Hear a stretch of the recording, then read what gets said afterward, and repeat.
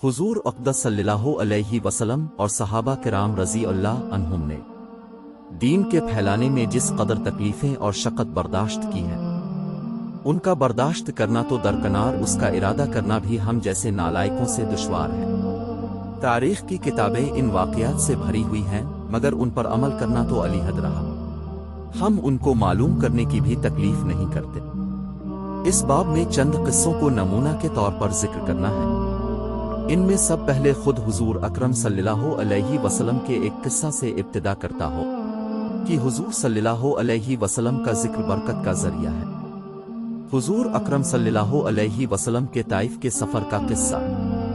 نبوت مل جانے کے بعد 9 برس تک نبی اکرم صلی اللہ علیہ وسلم مکہ مکرمہ میں تبلیغ فرماتے رہے اور قوم کی ہدایت اور اصلاح کی کوشش فرماتے رہے، لیکن تھوڑی سی جماعت کے سوا جو مسلمان ہو گئی تھی،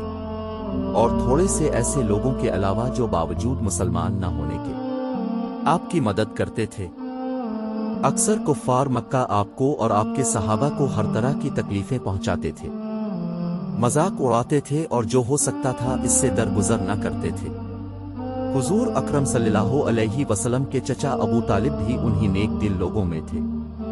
جو باوجود مسلمان نہ ہونے کے حضور صلی اللہ علیہ وسلم کی ہر قسم کی مدد فرماتے تھے۔ 10ویں سال میں جب ابو طالب کا بھی انتقال ہو گیا تو کافروں کو اور بھی ہر طرح کھلے مہار اسلام سے روکنے اور مسلمانوں کو تکلیف پہنچانے کا موقع ملا۔ حضور اقدس صلی اللہ علیہ وسلم اس خیال سے طائف تشریف لے گئے کہ وہاں قبیلہ ثقیف کی بڑی جماعت ہے،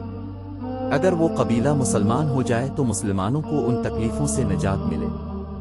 اور دین کے پھیلنے کی بنیاد پڑ جائے۔ وہاں پہنچ کر قبیلہ کے 3 سرداروں سے جو بڑے درجے کے سمجھے جاتے تھے گفتگو فرمائی اور اللہ کے دین کی طرف بلایا اور اللہ کے رسول کی یعنی اپنی مدد کی طرف متوجہ کیا، مگر ان لوگوں نے بجائے اس کے کہ دین کی بات کو قبول کرتے، کم سے کم عرب کی مشہور مہمان نوازی کے لحاظ سے ایک نووارد مہمان کی خاطر مدارات کرتے، صاف جواب دے دیا اور نہایت بے رخی اور بد اخلاقی سے پیش آئے۔ ان لوگوں نے یہ بھی گوارا نہ کیا کہ اب یہاں قیام فرمائے۔ جن لوگوں کو سردار سمجھ کر بات کی تھی کہ وہ شریف ہوں گے اور مہذب گفتگو کریں گے، ان میں سے ایک شخص بولا کہ وہ اب ہی کو اللہ نے نبی بنا کر بھیجا ہے۔ دوسرا بولا کہ اللہ کو تمہارے سوا کوئی اور ملتا ہی نہیں تھا جس کو رسول بنا کر بھیجتے۔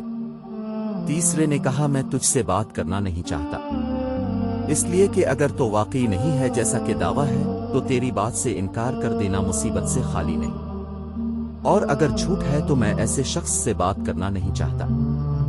اس کے بعد ان لوگوں سے نا امید ہو کر حضور اکرم صلی اللہ علیہ وسلم نے اور لوگوں سے بات کرنے کا ارادہ فرمایا۔ کیا تو ہمت و استقلال کے پہاڑ تھے، مگر کسی نے بھی قبول نہ کیا، بلکہ بجائے قبول کرنے کے حضور صلی اللہ علیہ وسلم سے کہا کہ ہمارے شہر سے فوراً نکل جاؤ اور جہاں تمہاری چاہت کی جگہ ہو وہاں چلے جاؤ۔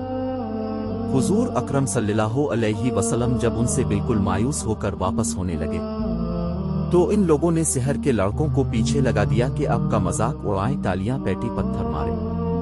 حتیٰ کہ اب صلی اللہ علیہ وسلم کے دونوں جوتے خون کے جاری ہونے سے رنگین ہو گئے۔ حضور اقدس صلی اللہ علیہ وسلم اسی حالت میں واپس ہوئے۔ جب راستے میں اس سریروں سے اطمینان ہوا تو حضور صلی اللہ علیہ وسلم نے یہ دعا مانگی، اے اللہ تجھی سے شکایت کرتا ہوں میں اپنی کمزوری اور بے کسی کی اور لوگوں میں ذلت و رسوائی کی، اے اللہ تو ہی ذوفاق کا رب ہے اور تو ہی میرا پروردگار ہے، تو مجھے کس کے حوالے کرتا ہے؟ کسی اجنبی بیگانے کے جو مجھے دیکھ کر ترشرو ہوتا ہے اور منہ چڑھاتا ہے، یا کسی دشمن کے جس کو تو نے مجھ پر قابو دے دیا؟ اے اللہ اگر تم اس سے ناراض نہیں ہے تو مجھے کسی کی بھی پرواہ نہیں ہے، تیری حفاظت مجھے کافی ہے، میں تیرے چہرے کے اس نور کے طفیل جس سے تمام اندھیریاں روشن ہوگی اور جس سے دنیا اور آخرت کے سارے کام درست ہو جاتے ہیں، اس بات سے پناہ مانگتا ہوں کہ مجھ پر تیرا غصہ ہو یا تو مجھ سے ناراض ہو، تیری ناراضگی کا اس وقت تک دور کرنا ضروری ہے جب تک تو راضی نہ ہو، نہ تیرے سوا کوئی طاقت ہے نہ قوت۔ مالک المالک کی شان قہاری کو اس پر جوس آنا ہی تھا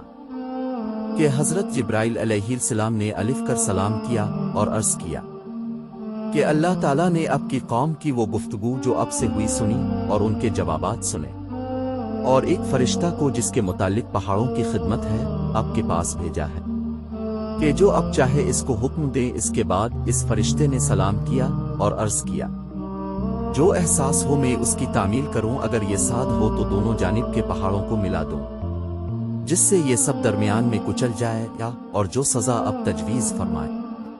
حضور اکرم صلی اللہ علیہ وسلم کی رحیم و کریم ذات نے جواب دیا،